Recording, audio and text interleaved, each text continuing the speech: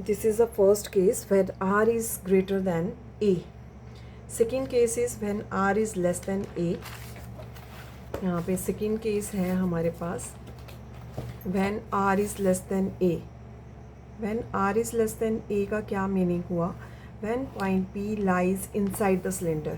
जैसे मैं अगर आपको डायग्राम में एक्सप्लेन करूँ तो पहले पॉइंट P यहाँ पे हम ऐसे भी लिख सकते थे when point P lies outside the cylinder. outside the cylinder. अब हम लिख रहे हैं when point P lies inside, तो that is why R is greater than A. उसके लिए हमने स्टडी किया, एम्पियर सर्कुलर लॉ लिखा, उसको ओपन किया, लेफ्ट साइड को ओपन किया, वही रिजल्ट आ गया जो इनफाइनाइट स्टेट कंडक्टर का पढ़ा था आपने, V और R के बीच में inverse relation. Second condition is when R is less than A. यहाँ पे हम इस तरह से भी इसको बना सकते हैं when point P lies inside the cylinder. लेकिन करंट तो हमेशा सरफेस पे चलता है. इनसाइड द सिलेंडर यहाँ पे दो पॉसिबिलिटीज़ काउंट करेंगे हम कि there we have two possibilities when r is less than a.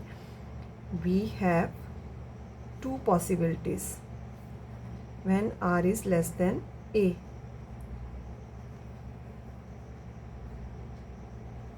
We have two possibilities when r is less than ए.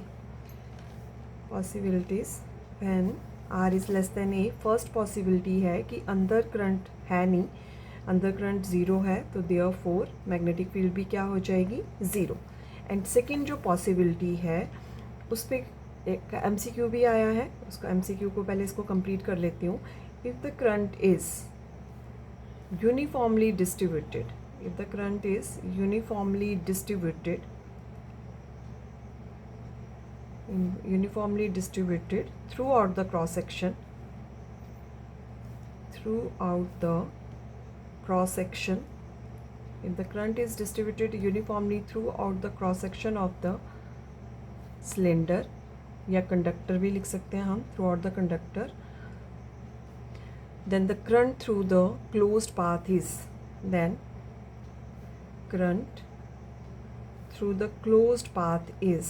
अगर हमने सपोज किया इसमें ना कि अंदर करंट है तो कैसे फाइंड आउट करेंगे? अदरवाइज अंदर करंट ज़ीरो, तो therefore magnetic field is zero. अगर हम ये सपोज करके चल रहे हैं कि current is uniformly distributed throughout the cross section of the conductor, then current through the closed path is. तो क्लोज्ड पाथ यहाँ पे कहाँ डोनेट करेंगे, यहाँ पे कहाँ शो करेंगे हम? ये अंदर. This is loop L. ठीक है, तो यहाँ पे इसका रेडियस बन जाएगा, ये बाहर का रेडियस था ना, ये बाहर का रेडियस यहाँ जैसे लिख दिया मैंने, यहाँ पे इसका रेडियस ये बन जाएगा. वैसे आप इसको मैग्नेटिक फील्ड को ऐसे रिप्रेजेंट कर सकते हैं, डीएल को वैसे रिप्रेजेंट कर सकते हैं. तो इसके लिए हमने सपोज किया कि अंदर करंट है through the closed path L, लिख देती हूँ मैं इसको L. Through the closed path L is given by, through the closed path L is given by. अब इसको करंट निकाल लेते हैं. करंट कैसे निकालेंगे? जो हमने सपोज किया, current per unit area of cylinder multiply by जो अंदर हमने लूप बना रखा है उसका एरिया. पाई से पाई कैंसिल हो गया, तो नया करंट बन गया हमारे पास I R square upon A square according to Ampere circular law. Ampere's circular law, तो एम्पियर सर्कुलर लॉ का फॉर्मूला लिख दिया यहाँ पे V डॉट डी एल. और यहाँ पे ना मैंने म्यू नॉट नहीं लिखा, ओनली म्यू लिखा एंड आई डैश. तो म्यू क्या चीज़ है यहाँ पे? जैसे हम फर्स्ट यूनिट में इलेक्ट्रोस्टैट में पढ़ते हैं ना, एप्सिलॉन अपॉन एप्सिलॉन नॉट को एप्सिलॉन आर लिखते हैं. तो म्यू अपॉन म्यू नॉट क्या हो जाएगा? Mu R. रिलेटिव परमेबिलिटी, तो यहाँ पे mu upon mu naught is equal to naught for vacuum and without naught it is for medium. This is relative permeability. तो आपको म्यू की वैल्यू फाइंड आउट करनी है, तो म्यू नॉट म्यू आर, ये क्रॉस मल्टीप्लाई हो गया इस तरह से. आई डैश की वैल्यू आपने फाइंड आउट कर रखी है, लेफ्ट साइड को ओपन करना है अब हमें ना, इसको म्यू और आई डैश की वैल्यू पुट करके. तो म्यू की वैल्यू पुट कर दी mu naught mu R, I dash की वैल्यू पुट करी मैंने I R square upon A square.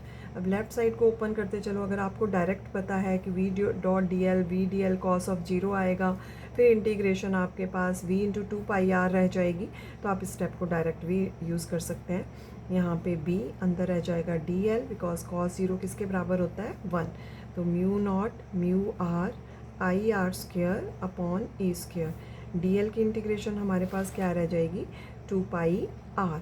Circle का सरकमफ्रेंस। म्यू नॉट आर फुट में लिखना है, I R square upon A square. एक आर से आर कैंसिल हो गया, आपके पास फाइनल रिजल्ट क्या रह गया, mu naught mu are 2 pi I R upon A square.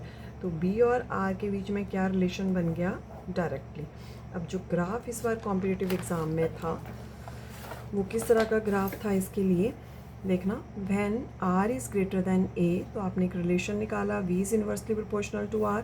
When r is less than a, तो आपने एक रिलेशन निकाला v is directly proportional to r। Then graph जो है वो इसका किस तरह से बनेगा, डायरेक्टली के लिए ग्राफ आता है स्ट्रेट लाइन, और इन्वर्सली के लिए ग्राफ आता है just like this. This is for v is directly proportional to r, this is v is inversely proportional to r, and this is capital R। इस तरफ को आपका डिस्टेंस आ जाएगा, इस तरफ को आपकी मैग्नेटिक फील्ड किस किस के बीच में ग्राफ ड्रॉ कर रहे हैं, and this is the maximum value of magnetic field which is noted bye V not. तो ये हमारा सारा सॉल्व भी हो गया, इसके ऊपर न्यूमेरिकल भी है, इसी डेरिवेशन, ये जो NCERT question as well as derivation है। तो ये हमारा पूरा टॉपिक कंप्लीट हो गया, and very very important topic